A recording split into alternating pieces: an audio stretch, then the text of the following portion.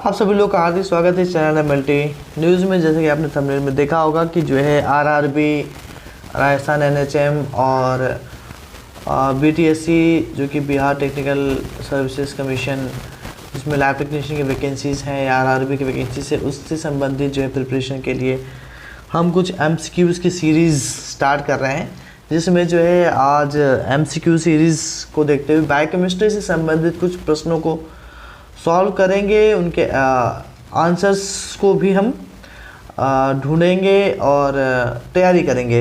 तो please channel को subscribe जरूर कीजिएगा, लाइक कीजिए, बेल आइकन को दबाना बिल्कुल भी ना भूलिए। सब्सक्राइब, लाइक और बेल आइकन दबाना इसलिए ज़रूरी है ताकि अन्य लोगों को भी तक भी पहुंच सके। और सब्सक्राइब आप जो है बेल आइकन को प्रेस करेंगे तो उससे फ़ायदा ये होगा कि जितने भी प्रिपरेशन से संबंधित या वैकेंसी से संबंधित जो न्यूज़ है वो आप तक पहुँच सकती है। तो चलिए स्टार्ट करते हैं वन बाय वन। देखिए प्रिपरेशन इसी तरीके से होती हैं और थोड़ा आपको जो है ध्यान भी देना पड़ेगा। तो स्टार्ट करते हैं, ज़्यादा समय नहीं लेंगे। पहला क्वेश्चन है बायोकेमिस्ट्री इज स्टडी ऑफ। तो इसमें जो है ऑब्जेक्टिव्स दिए गए हैं 1 2 3 4 करके। 1 है action of drugs in the study, chemistry of living things, structural aspects of body, immunity in the body.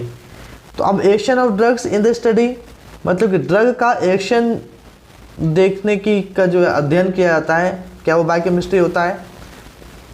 तो आप आंसर क्या होगा आप लोग इसको पढ़िएगा और डिटेल में देखिए। आंसर को भी जो है हम क्लेरिफाई करेंगे ताकि इस तरह के आंसर और भी क्वेश्चन से रिलेटेड हो सकते हैं। सो राइट आंसर जो है 2 नंबर का है कि chemistry of living things. Structural aspects of body तो हो नहीं सकता है। दूसरा immunity in the body, immunity in the body, body की जो है प्रतिरोधक क्षमता हो नहीं सकता है। तो केमिस्ट्री ऑफ लिविंग थिंग्स ये राइट आंसर है। सेकेंड क्वेश्चन है the major elements present in the human body are all of the following except. मतलब ये जो 4 दिए गए हैं इसमें से कौन सा एलिमेंट जो है मेजरली प्रेजेंट होता है इन चारों में से? तो एक हाइड्रोजन हो गया। अब यहाँ बात हो रही है एलिमेंट्स की, तो हाइड्रोजन, ऑक्सीजन या कार्बन ये तो जो है आप समझिएगा तो गैसेस हैं, तो एलिमेंट्स तो हो नहीं सकते हैं। तो राइट आंसर क्या होगा? वो सोडियम। अब इसको इस तरीके से भी आप समझ सकते हैं कि एक्स्ट्रा सेलुलर आयंस और इंट्रा सेलुलर आयंस जो कि एलिमेंट्स होते हैं, इस तरीके से आप समझिएगा कि एक्स्ट्रा सेलुलर आयंस कौन सा होता है? सोडियम होता है। इंट्रा सेलुलर कौन सा? पोटेशियम होता है। तो इस तरीके से आप इसका आंसर को कर सकते हैं। थर्ड है and eukaryotic cell differs from prokaryotic cell by the presence of. तो 2 टाइप की सेल्स होती हैं। आप जब सेल्स पढ़ते होंगे, आपने जब सेल्स पढ़ा होगा तो उसमें 2 टाइप की सेल्स होती है, प्रोकैरियोट्स और यूकैरियोट्स। ठीक है, तो ये दोनों सेल्स को डिफर कौन सी इन चारों में सेल्स में से किया जा सकता है? ठीक है, तो अब किसकी बेसिस पे? तो जो माइटोकॉन्ड्रिया भी दिया गया, न्यूक्लियस, न्यूक्लियर मेम्ब्रेन और साइटोप्लाज्म। तो अब आप समझिएगा कि क्या इस तरीके से इसको और ज़्यादा समझ सकते हैं कि जो प्रोकैरियोट सेल्स हैं, प्रोकैरियोटिक, एग्जाम्पल के तौर पे जो बैक्टीरिया होता है, और यूकैरियोटिक सेल्स में जो है अदर सेल्स हो सकती हैं। तो प्रोकैरियोटिक सेल्स में क्या माइटोकॉन्ड्रिया मीन्स बैक्टीरिया हो सकता है, या इन में से कौन सी चीज़ें कॉमन हो सकती हैं? तो राइट आंसर जो होगा वो न्यूक्लियर मेम्ब्रेन, अर्थात इसके बेसिस पे जो डिफर किया जा सकता है। 4th नंबर है question all of the following are cell organelles except. मतलब ये कह रहा है कि जो भी यूकैरियोटिक सेल्स होती है उसमें सेल ऑर्गेनेल्स इन चारों में से कौन सा होता है? एक, ठीक है, कौन सा होता है? Lysosome, peroxisomes, Golgi apparatus. तो राइबोसोम्स जो होता है वो राइट आंसर जो है होगा इसका 4 नंबर का राइबोसोम्स होगा, जो कि सेल ऑर्गेनेल्स इन सब में से है। नेक्स्ट क्वेश्चन है 5th technique used to separate cell organelles is.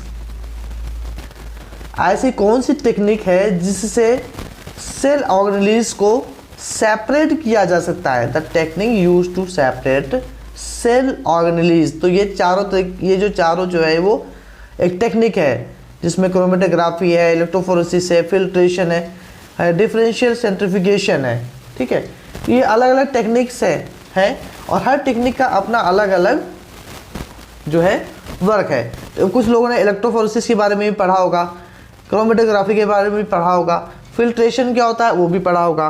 तो अब इसका राइट आंसर क्या होगा? The technique use to separate cell organelles is, right answer है डिफरेंशियल सेंट्रीफ्यूगेशन। सेल ऑर्गेनेलिज को, जो भी सेल्स है उनको सेपरेट करने की टेक्निक, तो डिफरेंशियल सेंट्रीफ्यूगेशन। देखिए ये सभी क्वेश्चंस जो है ना, इस तरह के क्वेश्चंस पूर्व में भी जो है एम्स में या अदर्स जो एग्जामिनेशंस में लैब टेक्नीशियन के, मेडिकल लैब टेक्नोलॉजिस्ट के, उसमें आया हुआ है। इसी प्रकार से आगे आने वाले जो एग्ज़ाम्स हैं उसमें भी आएगा। तो ये प्रिपरेशन, इस तरीके के क्वेश्चंस की प्रिपरेशन आप करेंगे तो आपको आइडिया लगेगा कि किस तरीके से आपको तैयारी करनी है। चलिए नेक्स्ट है 6th, the power house of the cell. ये तो सभी लोगों को पता होगा, जिन्होंने बायोकेमिस्ट्री पढ़ी है या सेल्स पढ़े हैं उनको अच्छे तरीके से पता होगा। तो power house of the cell is, right answer 3rd, mitochondria. इसमें ज़्यादा आप लोग को तकलीफ नहीं हुई होगी। नेक्स्ट है which of the function of mitochondria. अब ये क्वेश्चन है 7वां कि इनमें से कौन सा फंक्शन होता है माइटोकॉन्ड्रिया का। ठीक है, तो प्रोटीन सिंथेसिस क्या होता है, या इंट्रासेलुलर सॉर्टिंग ऑफ प्रोटीन से, या ग्लाइकोलिसिस से।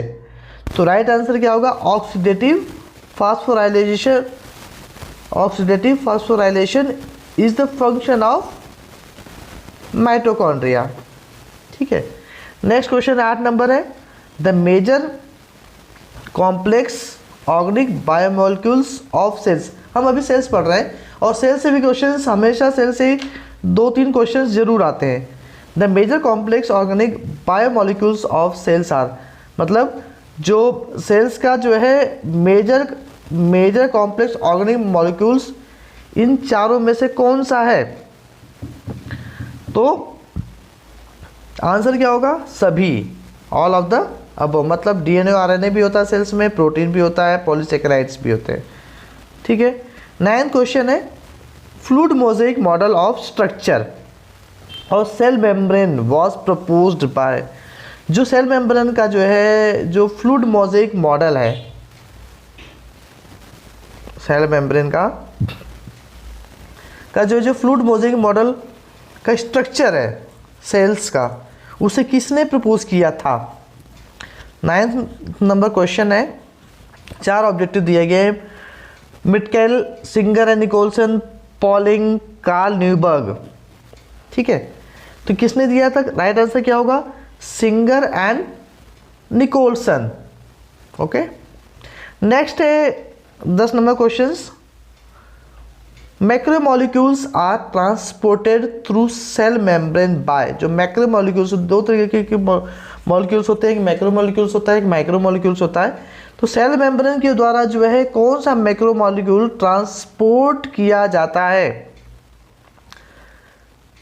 तो इसका राइट आंसर क्या होगा? 4था नंबर, एंडोसाइटोसिस और एक्सोसाइटोसिस के द्वारा मैक्रोमोलिक्यूल्स को ट्रांसपोर्ट किया जाता है। अब एंडोसाइटोसिस और एक्सोसाइटोसिस एक प्रोसेस होती है, एंडोसाइटोसिस की और एक्सोसाइटोसिस की। इस प्रोसेस के तहत जो है सेल मेम्ब्रेन के द्वारा जो मैक्रोमोलिक्यूल्स का ट्रांसपोर्टेशन किया जाता है। 11 नंबर क्वेश्चन है, surface tension of solution can be lowered by all of the following except. मतलब जो सरफेस टेंशन होती है सॉल्यूशन की, इनमें से कौन सी होती है? अब सरफेस टेंशन ऑफ सॉल्यूशन, तो आंसर जो है देखिए इसका होगा फर्स्ट नंबर, बाइल पिगमेंट्स। अगर हम इसको देखें भी तो बाइल पिगमेंट्स का आप टेस्ट भी लगाते होंगे जॉइंटिस के लिए आप करते होंगे, बेंजन्स बाइल पिगमेंट्स का जो है को चेक करने के लिए। तो आप उसमें जो है वो सॉल्यूशन, वही पाउडर जब आप डालते होंगे तो वो जब अगर पॉजिटिव होता है तो नीचे जाके बैठ जाता है, इस तरीके का। तो उससे से पता चलता है कि सरफेस टेंशन ऑफ सॉल्यूशन क्या है। 12 नंबर का क्वेश्चन है an example for colloid is, answer क्या होगा? प्रोटीन। नेक्स्ट है 13 नंबर की पीएच। पीएच को जो है, पीएच किस इन चारों में से जो है इसका फॉर्मूला क्या होता है पीएच का? तो राइट आंसर जो है होगा इसका कौन सा होगा? सेकेंड नंबर का। सेकेंड नंबर का जो है आंसर ये होगा, पीएच का जो फॉर्मूला है। ठीक है, 14 नंबर का क्वेश्चन है, ये जनरली जो है इस तरह के क्वेश्चंस वैसे आते नहीं हैं, लेकिन कभी कभार आ जाता है, और आप इसको ज़रूर थोड़ा सा पढ़ लीजिएगा कि Henderson Hasselbalch equation is an expression of, जो हैसलबैच इक्वेशन है वो किसको एक्सप्रेस करती है, किसके बारे में बताती है?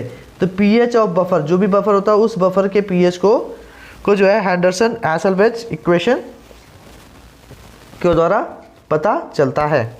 नेक्स्ट है which of the following is a radioactive isotope. इन चारों में से कौन सा रेडियो एक्टिव आइसोटोप हो सकता है? तो C14 is a radioactive isotope. देखिए ये जो है जितने भी क्वेश्चन है ये सेल्स से हैं, और सेल्स जो है जनरली बायोकेमिस्ट्री के सब्जेक्ट में आता है, और सेल्स से ज़रूर 2-3 क्वेश्चंस आते ही हैं। तो इस तरीके से आप अपनी प्रिपरेशन कर सकते हैं। ठीक है, अब ये लास्ट क्वेश्चन है इस सेल्स का कि radio activity can be measured bye. Radio activity को जो है कौन सी मेथड या कौन सी टेक्नोलॉजी या कौन सी टेक्निक से मेजर किया जा सकता है? तो इसका आंसर, राइट आंसर है जीजर मुलर काउंटर के द्वारा रेडियो एक्टिविटी को मेजर किया जाता है। स्पेक्ट्रोफोटोमीटर का अलग प्रिंसिपल है, फ्लैम फोटोमीटर का अलग प्रिंसिपल है, स्पेक्ट्रोस्कोप का भी अलग प्रिंसिपल है। तो radioactivity can be measured by Geiger Muller counter. तो उम्मीद है कि इस तरीके के क्वेश्चंस आपने पढ़े, समझे और आंसर जानने की कोशिश की। तो प्लीज़ चैनल को सब्सक्राइब ज़रूर कीजिएगा, और कमेंट बॉक्स में कमेंट कीजिए कि किस तरीके के क्वेश्चंस और भी या किस सब्जेक्ट से आप लोग को जो है प्रिपरेशन करने के लिए चाहिए। नीचे डिस्क्रिप्शन में कुछ बुक्स का लिंक भी दिया गया है एमसीक्यू से रिलेटेड, तो आप उनको भी कंसीडर कीजिए, उनको भी पढ़िए, जिससे आपका एक सिलेक्शन हो पाएगा। बहुत बहुत धन्यवाद।